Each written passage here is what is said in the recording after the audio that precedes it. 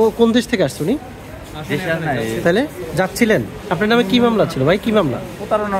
প্রতারণা মামলা ছিল। উনি কোন দেশে যাচ্ছিল? সৌদি আরব। আপনার বাড়ি কোথায়? আচ্ছা, কি ধরনের প্রতারণা মামলা? ইমিগ্রেশন থেকে ওনাকে আটকানো হচ্ছে না? আচ্ছা আচ্ছা।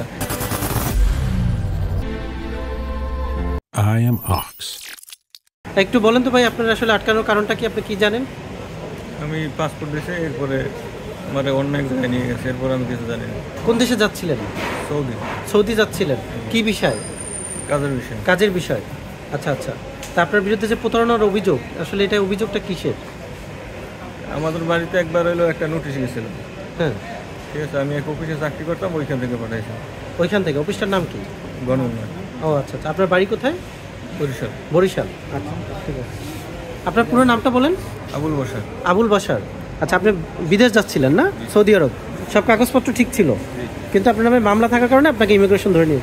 ওকে ঠিক আছে ভাই, থ্যাংক ইউ। এখন কোন থানায় নিয়ে যাচ্ছেন ভাই? বিমানবন্দর থানায়? ওকে ঠিক আছে।